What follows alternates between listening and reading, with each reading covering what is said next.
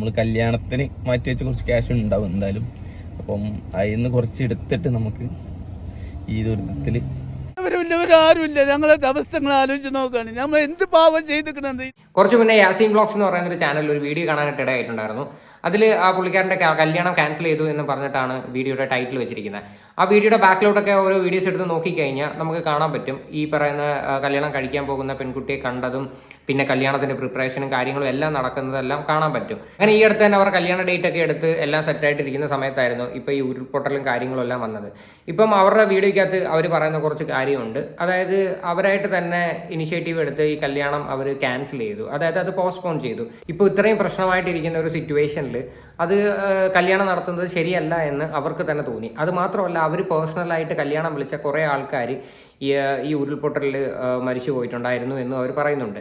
സത്യം പറഞ്ഞാൽ നല്ലൊരു തീരുമാനമായിട്ടാണ് തോന്നിയത്. കാര്യം കല്യാണം എന്ന് പറയുന്നത് ഭയങ്കര ആഘോഷമായിട്ടൊക്കെ നടത്തേണ്ട ഒരു കാര്യമാണ്. ഒരിക്കലും വിഷമിച്ചിരുന്ന് നടത്തേണ്ട ഒരു സംഭവമല്ല കല്യാണം എന്ന് പറയുന്നത്. അപ്പോൾ അതിനകത്ത് ആ പുള്ളിക്കാരൻ തന്നെ അതിനകത്ത് വ്യക്തമായിട്ട് അത് പറയുന്നുണ്ട്. എന്തായാലും നമുക്ക് ആദ്യം വീഡിയോ ഒന്ന് കണ്ടു നോക്കാം. കല്യാണം 2200 പേരെ പരിപാടിയായിരുന്നു നാട്ടിൽ. അപ്പം നമ്മളത് തൽക്കാലമായിട്ട് ക്യാൻസൽ ചെയ്യാൻ വേണ്ടി തീരുമാനിച്ചിട്ടുണ്ട്. അപ്പം എല്ലാവരും ശിങ്കു ഓക്കെ അല്ലേ അതിന്? അപ്പം ഞാൻ മാത്രം എടുത്ത ഡിസിഷൻ അല്ല, മെയിൻ ഡിസിഷൻ എൻ്റെ തന്നെ ആയിരുന്നു. അപ്പോൾ ഈ ഒരു സാഹചര്യത്തിൽ കല്യാണം എന്ന് പറയുന്നത് ഒരു ശരിക്കും പറഞ്ഞ ഒരു ആഘോഷമാണ്. അപ്പോൾ നമ്മളവിടെ ഈ ഒരു അവസ്ഥയിൽ വെച്ചിട്ട് നമ്മൾ കല്യാണം കഴിച്ച് ആഘോഷിക്കുക എന്ന് പറയുന്നത് അതൊരു പ്രാക്ടിക്കലായിട്ടുള്ള ഒരു കാര്യമല്ല.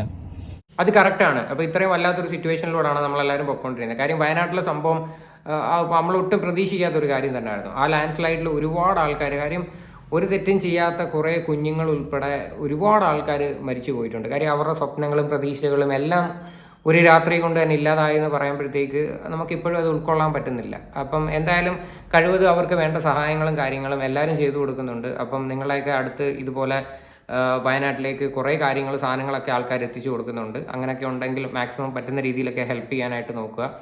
അപ്പം ഈ ഒരു സിറ്റുവേഷനിൽ ഇവർ പറയണത് ഇവർക്ക് ഈ പറയുന്ന പോലെ തന്നെ ഇത്രയും വിഷമമായിട്ടിരിക്കുന്ന സിറ്റുവേഷനിൽ എങ്ങനെ ഇവർക്ക് കല്യാണം നടത്താൻ പറ്റും എന്നുള്ള രീതിയാണ് അവർ സംസാരിക്കുന്നത്. അത് മാത്രമല്ല, 2200 പേരടുപ്പിച്ചങ്ങാണ്ട് വിളിച്ചൊരു കല്യാണമായിരുന്നു.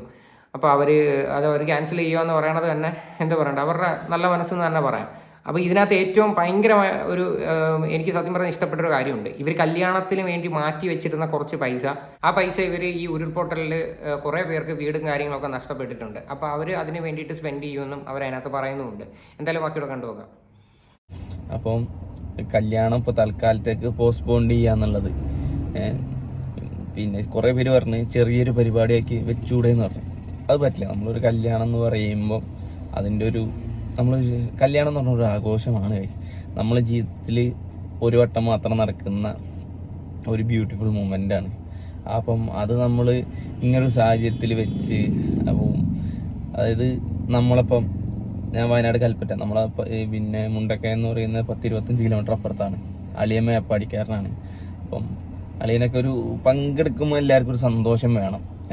ഞാൻ പേഴ്സണലി കല്യാണം വിളിച്ച ഒരാൾ ആ ദുരന്തത്തിൽ പോയിട്ടുണ്ട്. അപ്പം പിന്നെ നമ്മളെ കുടുംബത്തിൽ ആരും ഇല്ല. അപ്പം കല്യാണം വേണമെങ്കിൽ നമുക്ക് വെക്കാം, പരിപാടി നടത്താം, അതൊന്നും കുഴപ്പമില്ല. പക്ഷെ നമ്മൾ കല്യാണം വിളിച്ച ആൾക്കാർ, അവരെ ഫാമിലീസ് ഉള്ള ആൾക്കാരൊക്കെ ഈ ദുരന്തത്തിൽ മരിച്ചിട്ടൊക്കെ ഉണ്ട്. അപ്പോൾ നമ്മൾ ഈ സമയത്ത് ഈ കല്യാണം വെച്ച് ആഘോഷിക്കുക എന്ന് പറയുന്നത് ഒട്ടും എന്താ പറയുക. ഇനി ഇതിൻ്റെ താഴെ കുറേ നെഗറ്റീവായിട്ടും കമൻറ്റ് ഇടുന്നുണ്ട്. എന്തൊക്കെ ബഹളമായിരുന്നു നീ കല്യാണം എന്നും പറഞ്ഞിട്ട്, എന്തൊക്കെ ബഹളമാണ് നീ കാട്ടിക്കൂട്ടിയത് എന്നൊക്കെ പറഞ്ഞിട്ട് കുറേ പേര് പറയുന്നുണ്ട്. പിന്നെ പടച്ചവനായിട്ട് തന്നെ അത് മാറ്റിയതാണെന്ന് പറയുന്നുണ്ട്. അങ്ങനെ എന്താ പറയണ്ടേ, അങ്ങനെ ഒരുപാട് നെഗറ്റീവ് കമൻസും വരുന്നുണ്ട്, പോസിറ്റീവ് കമൻസും വരുന്നുണ്ട്. പക്ഷേ എനിക്ക് എന്തായാലും ബേസിക്കലി തോന്നിയത് എന്തായാലും നല്ലൊരു കാര്യം തന്നെയാണ്. എല്ലാവരും ഇപ്പോൾ സ്വന്തമായിട്ടുള്ള കാര്യങ്ങൾക്ക് വേണ്ടിയിട്ടേ പൈസ ചിലവാക്കത്തുള്ളൂ. കാര്യം ബാക്കിയുള്ളവരുടെ വിഷമങ്ങളും കാര്യങ്ങളും കണ്ടു കഴിഞ്ഞാൽ ആൾക്കാർക്ക് പൈസ സ്പെൻഡ് ചെയ്യാനായിട്ട് ഭയങ്കര ബുദ്ധിമുട്ടാണ്. അപ്പം അങ്ങനെ ഇരിക്കുന്ന ഒരു സാഹചര്യത്തിൽ ഇത് സത്യം പറഞ്ഞാൽ നല്ലൊരു കാര്യം തന്നെയാണ്. കാര്യം ഈ വയനാട്ടിലെ ഇഷ്യൂ തന്നെ നോക്കാം. ഞാൻ ഇന്നലെ ഒരു വീഡിയോ കണ്ടിട്ടുണ്ടായിരുന്നു. ഒരു ഏഷ്യനെറ്റ് ന്യൂസിൽ വന്നൊരു വീഡിയോ ആണ്. അതിനകത്ത് തന്നെ ഒരു ചേട്ടൻ കിടന്ന് കരയുന്ന ഒരു വീഡിയോ ആണ്. അതായത് അവർക്ക് എല്ലാം ലിറ്ററലി നഷ്ടപ്പെട്ട്, അപ്പം ഇനി എന്ത് ചെയ്യുമെന്ന് അറിയില്ല. എന്ത് തെറ്റാണ് അവർ ചെയ്തത്, എന്തിനാണ് ദൈവം അവർക്ക് ഇത്രയും ഭയങ്കര ഒരു ശിക്ഷ കൊടുത്തതെന്നൊക്കെ പറഞ്ഞിട്ടാണ് ആ ചേട്ടൻ കരയണത്. നമുക്കത് കാണുമ്പോൾ തന്നെ നമുക്കത് കരച്ചിൽ വരും. എന്തായാലും ഒന്ന് കണ്ടു നോക്കാം. ആരുമില്ല. ഞങ്ങളെ അവസ്ഥകൾ ആലോചിച്ച് നോക്കുകയാണ്. നമ്മൾ എന്ത് പാവം ചെയ്തിരിക്കണത് ഈ നാട്ടിൽ. ആരും ഒരു പാപം ചെയ്യുന്ന ആൾക്കാരല്ല, അന്നാ പണിക്ക് പോയിരിക്കുന്നവരാണ്. അത് എത്രയും പ്രയാസപ്പെടുത്തുന്ന എന്തിനുമാണ് ദൈവം ഞങ്ങളൊക്കെ ഇങ്ങനെ സൃഷ്ടിക്കുന്നത്? ഇതിന് നല്ല ഞങ്ങളെല്ലാവരും പോയി കഴിഞ്ഞിരിക്കുകയാണ്. ഞങ്ങൾക്ക് ഇനി ആരല്ലത്? നിങ്ങൾ പറഞ്ഞു തരും, ഞങ്ങൾക്ക് ആരല്ലത്? എൻ്റെ വാക്കിലും എല്ലാവരുമാണ് ഇത് കിടക്കുന്നത്. ഇതുവരെ കിട്ടിയിട്ടില്ല. ഈ ആരോട് ഞങ്ങൾ പറയുന്നത്? എൻ്റെ സ്നേഹിതന്മാരും എല്ലാവരും മണ്ണിനടിയിലാണ്. അറിയോ? ഇതൊക്കെ ആരോട് നമ്മൾ സങ്കടം പറയും? ഉറ്റവരും എല്ലാവരും പോയി കിടക്കുകയാണ്. ഇനി എന്തിനാണ് ജീവിക്കുന്നത്? ദൈവം ഞങ്ങളെ കൂടി കൊണ്ടുപോയി കൂടെ. ഇതിനെന്തിനാണ് ഞങ്ങളെങ്ങനെ കഷ്ടപ്പെടുത്തുന്നത്?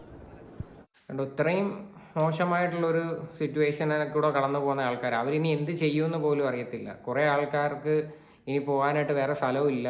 കാര്യം അന്നന്ന് ജോലി ചെയ്ത് ജീവിക്കുന്ന ആൾക്കാരൊക്കെയാണ് സത്യം പറഞ്ഞാൽ ഇപ്പോൾ ഈ വയനാട്ടിൽ ഈ ഒരു വിഷയത്തിൽ മരിച്ചു പോയേക്കുന്നത്. എന്തായാലും ഈ ഒരു വിഷയത്തിൽ നമുക്ക് എന്താ പറയുക, നമുക്ക് ആർക്കും എക്സ്പ്ലെയിൻ ചെയ്യാനായിട്ട് വാക്കുകളില്ല. ഇതെല്ലാം നമ്മളും കാണുമ്പോഴത്തേക്ക് നമ്മളും വിഷമിക്കുന്നു. എന്തായാലും അവർക്കൊക്കെ വേണ്ടിയിട്ട് പ്രാർത്ഥിക്കുക. കഴിവതും പറ്റുന്ന രീതിയിൽ എന്തെന്ന് വെച്ച് കഴിഞ്ഞാൽ അവർക്കൊക്കെ വേണ്ടി സഹായിക്കാൻ വേണ്ടിയിട്ട് നോക്കുക. അത്രയേ ഉള്ളൂ. അല്ലാതെ ഇതിനകത്ത് വലിയ പരിഹാരം ഉണ്ടാവുമെന്ന് എനിക്ക് തോന്നുന്നില്ല. എന്തായാലും ഈ ഒരു കാര്യത്തിൽ എന്തായാലും കേരളത്തിലുള്ള എല്ലാ ആൾക്കാരും ഇവരുടെ കൂടെ തന്നെ നിൽക്കുന്നത് വലിയൊരു കാര്യമാണ്. കാര്യം ഈ ഒരു സിറ്റുവേഷനിലാണ് നമ്മളെല്ലാവരും ഇവരെ കൂടെ നിന്ന് സപ്പോർട്ട് ചെയ്യേണ്ടത്. കാര്യം മാനസികമായിട്ടൊക്കെ കാര്യം എന്താ പറയണ്ട, ഭയങ്കരമായിട്ട് തകർന്നിരിക്കുന്ന ആൾക്കാരാണ്. അവർക്കൊന്നും പറയാനായിട്ട് ചിലത് വാക്കുകളില്ല. ഓരോരുത്തർക്ക് സംസാരിക്കാൻ പോലും പറ്റാത്ത സിറ്റുവേഷനിലോട്ടൊക്കെയാണ് പോകുന്നത്. ഓരോരുത്തർ നമുക്ക് പറഞ്ഞറിയിക്കാൻ പോലും പറ്റത്തില്ല. എന്തായാലും ഇതിനെയൊക്കെ കുറിച്ചിട്ടുള്ള നിങ്ങളുടെ എല്ലാവരുടെയും അഭിപ്രായങ്ങൾ എന്താണെന്ന് വെച്ചാൽ നിങ്ങൾ തീർച്ചയായിട്ടും കമൻറ്റ് ചെയ്യുക.